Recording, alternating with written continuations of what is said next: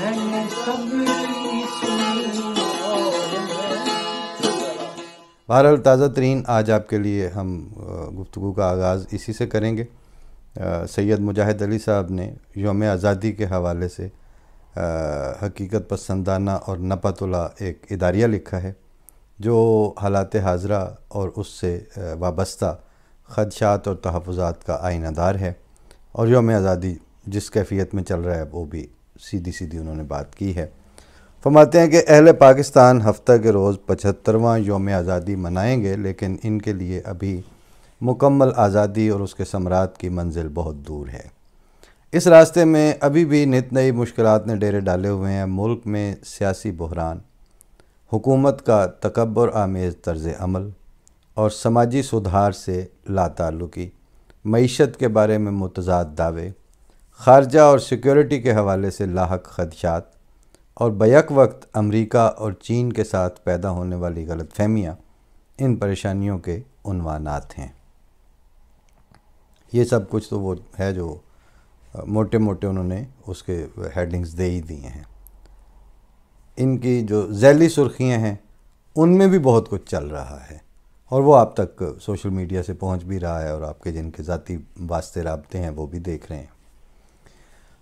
افغانستان سے آنے والی خبریں پاکستان کی داخلی پریشانیوں میں کئی گنا اضافہ کا سبب بن رہی ہیں۔ جوں امریکی افواج کے ملک چھوڑنے کا وقت قریب آ رہا ہے اور طالبان تیزی سے ملک کے اہم مراکز پر قبضہ کر رہے ہیں،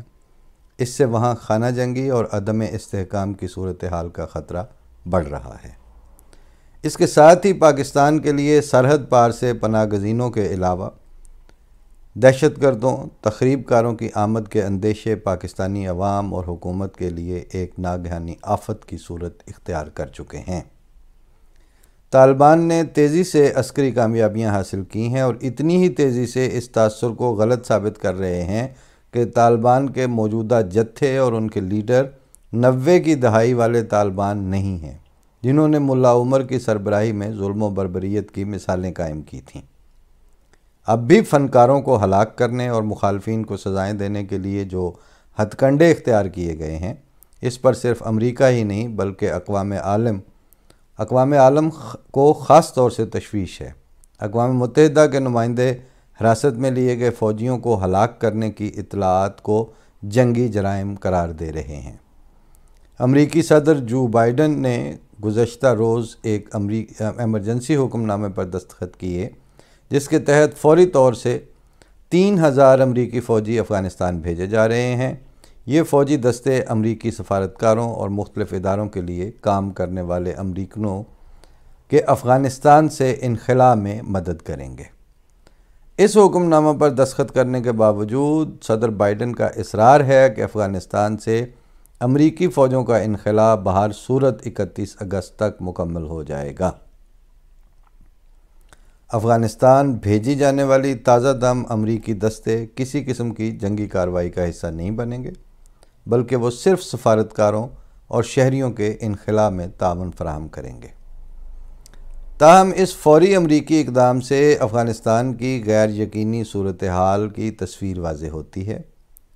کہ اس کا سفارتی عملہ کابل میں محفوظ نہیں ہے۔ اگر امریکہ اور مغربی ممالک کابل سے مکمل سفارتی انخلاء پر مجبور ہو جاتے ہیں تو اس کا ایک ہی مقصد ہوگا کہ کابل پر طالبان کے حملے اور قبضے کا انتظار کیا جا رہا ہے۔ امریکی انٹیلیجنس ادارے پہلے ہی اس مدت کو 3 ماہ سے کم کر کے 1 ماہ قرار دے چکے ہیں۔ کابل پر طالبان کے قبضے کے بعد شروع ہونے والا بحران سب سے پہلے پاکستان کی مشکلات میں اضافہ کرے گا۔ اس وقت ہزاروں افغان شہریوں نے ان علاقوں سے فرار ہو کر کابل میں پناہ لی ہوئی ہے، جہاں طالبان کا قبضہ ہو چکا ہے، اور کابل سے موصول ہونے والی اطلاعات کے مطابق شہر کے پارکوں اور پبلک مقامات پر اپنے گھروں سے فرار ہونے والے شہریوں نے ڈیرے ڈالے ہوئے ہیں۔ جوں ہی طالبان کے شہر پر حملہ کرنے کی خبریں عام ہوں گی، یہ لوگ حفاظت کے نقطہ نظر سے پاکستان کا رخ کریں گے۔ پاکستان نے افغان سرحد پر باڑ لگانے کا 70-80% کام مکمل کر لیا ہے۔ ہنگامی صورتحال کی وجہ سے سرحد کا کنٹرول بھی اب باقاعدہ فوج کے حوالے کیا جا چکا ہے۔ حکومت بار بار یہ دعویٰ کرتی ہے کہ پاکستان میں پہلے ہی 30 لاکھ افغان پناہ گزین موجود ہیں۔ ملک مزید افغان باشندوں کا بوجھ برداشت نہیں کر سکتا۔ وزیر خارجہ شاہ محمود قریشی نے یہ تجویز بھی دی تھی کہ کسی مشکل صورتحال میں افغانستان کے اندر ہی سرحدی علاقوں میں کیمپ بنا کر حفاظت کے لیے گھروں سے فرار ہونے والے شہریوں کو پناہ فراہم کی جائے، لیکن اس مطالبے کو کسی عالمی فورم پر کوئی خاص پذیرائی حاصل نہیں ہو سکی۔ پاکستان کے اصرار کے باوجود اس بات کا امکان ہے کہ اگر افغانستان میں اگلے چند روز کے اندر امن و امان بحال نہ ہو سکا اور طالبان جنگ بندی کر کے سیاسی مفاہمت کے کسی فارمولے پر متفق نہیں ہوتے تو پاکستانی سرحدوں کو پناہ گزینوں سے محفوظ رکھنا ممکن نہیں رہے گا۔ پناہ گزینوں کے نئے ریلے کی آمد سے پیدا ہونے والی اقتصادی مشکلات کا معاملہ تو ایک علیحدہ درد سر ہے، لیکن سب سے پہلے یہ شدید اندیشہ موجود ہے کہ ان پناہ گزینوں میں تحریک طالبان پاکستان کے دہشت گرد بھی ملک میں آئیں گے اور بھارتی اور افغان ایجنسیاں بھی اپنے تخریب کار پناہ گزینوں کے روپ میں پاکستان میں روانہ کر سکتے ہیں۔ طالبان کے ساتھ پاکستان کے تعلقات کی نوعیت اور افہام و تفہیم کی حقیقی صورتحال کسی کے علم میں نہیں ہے۔ بظاہر وزیر اعظم سے لے کر تمام اعلیٰ حکومتی ترجمان یہی دعویٰ کرتے رہے ہیں کہ طالبان پر اب پاکستان کا کوئی رسوخ باقی نہیں رہا، کیونکہ امریکہ نے عجلت میں انخلاء کے بعد نہ صرف اپنی بارگیننگ پوزیشن کمزور کی ہے بلکہ طالبان نے پاکستان کی بات سننے سے بھی انکار کر دیا ہے۔ وزیر اعظم کا دعویٰ رہا ہے کہ طالبان کے پاس سیاسی اور عسکری صلاحیت ہے، جیت ان کے سامنے ہے، تو وہ پاکستان کی بات کیوں سنیں گے؟ اس قسم کے بیان دراصل قبل از وقت افغانستان پر طالبان کے قبضے کو تسلیم کرنے کا اعلان ہے اور بالواسطہ طور سے کہا جا رہا ہے کہ پاکستان طالبان کی حکومت کو قبول کر لے گا، خواہ وہ طاقت کے زور پر ہی اقتدار حاصل کریں اور اس کی وجہ سے افغانستان اور خطے میں نیا انتشار اور بے چینی ہی کیوں نہ پیدا ہو جائے۔ یہ جو آپ کو ایک تسلسل سے میں پڑھ کے تو وہ ایک طرح سے نیوز اپڈیٹس ہے، یہ اس لیے پیش کر رہا ہوں کہ جب کہیں آگ لگ رہی ہے اور آپ اس کی ڈائنامکس سے بے خبر رہنا یا اس سے آنکھیں بند کر کے تو صرف یہ کہیں کہ ہماری بات کریں اور ہماری داخلی صورتحال کیا ہے اور ہم کیا سوچ رہے ہیں، اس سے جو سوشل اور پولیٹیکل اور سوشیو پولیٹیکل جو پرسپیکٹیو ہے وہ نہ ڈیولپ ہوتا ہے نہ سمجھ آتا ہے۔ اور اس وقت ہم ایک فکرہ تو کہہ دیں گے کہ وہاں شدید اس وقت خوف اور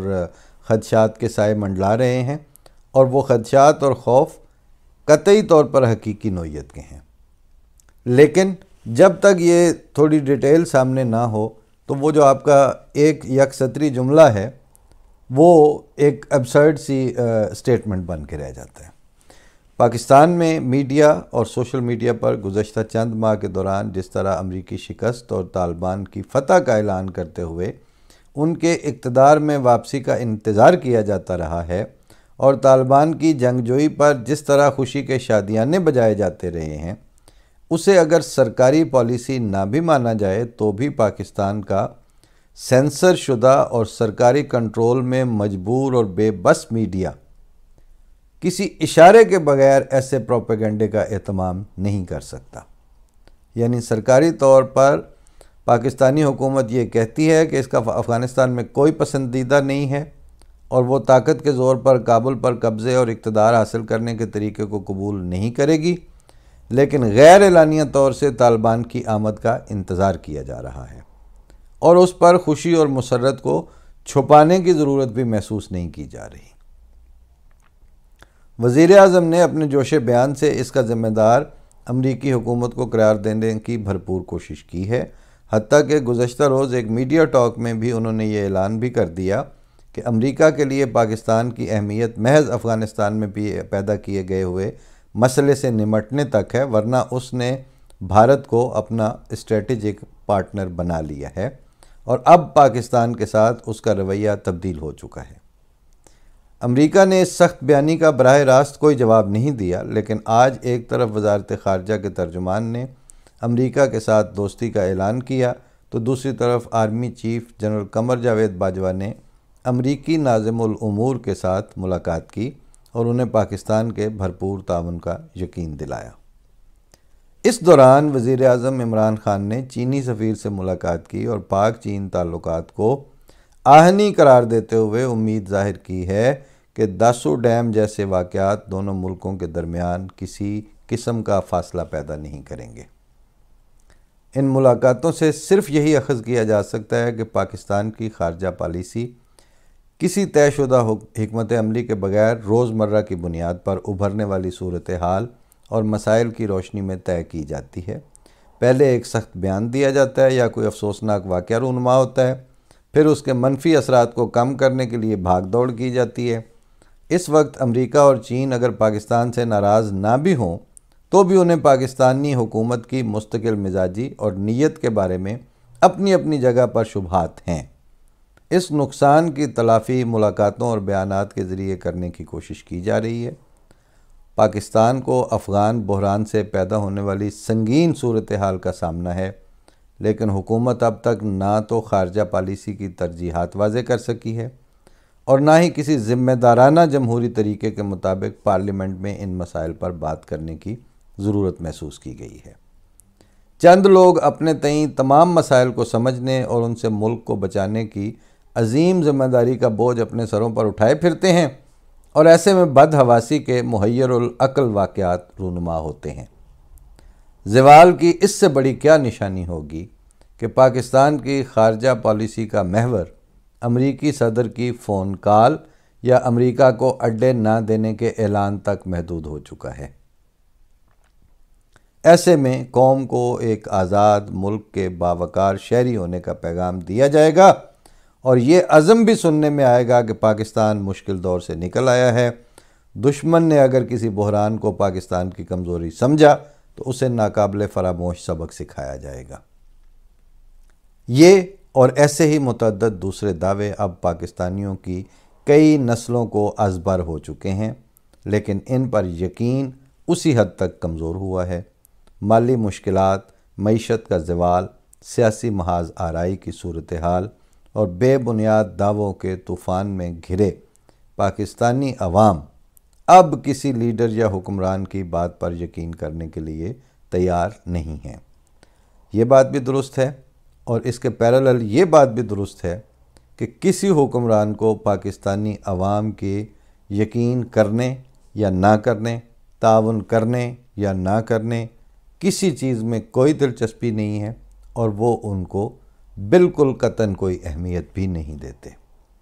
کیونکہ جو ہائرارکی بنی ہے اس کا جو کنونشنل اور جاری اور دنیا میں شائع اور متعارف ڈیموکریٹک سسٹمز ہیں ان سے اس کا کوئی لینا دینا نہیں ہے۔ وہی بات جو انہوں نے کی ہے کہ ڈنگ ٹپاؤ خارجہ پالیسی اور ڈنگ ٹپاؤ اپروچ کے ساتھ کہ جو واقعہ ہوتا ہے بس اس کے پیچھے لٹ لے کے پڑ جاتے ہیں کہ چلو اب اس کو ٹھیک کر لیں اور اب اس کو ٹھیک کر لیں، لیکن وہ جو ایک مستقل مزاجی کے ساتھ کہ ہم کون ہیں، ہم نے کیا کرنا ہے اور ہمارا کس صورتحال میں کیا رد عمل ہوگا، اس کو ایک پالیسی ڈیسیژن کے طور پر لے کے بیٹھی ہوئی قوم وہ ایگزسٹ نہیں کر رہی، وہ حکومت بھی ایگزسٹ نہیں کر رہی۔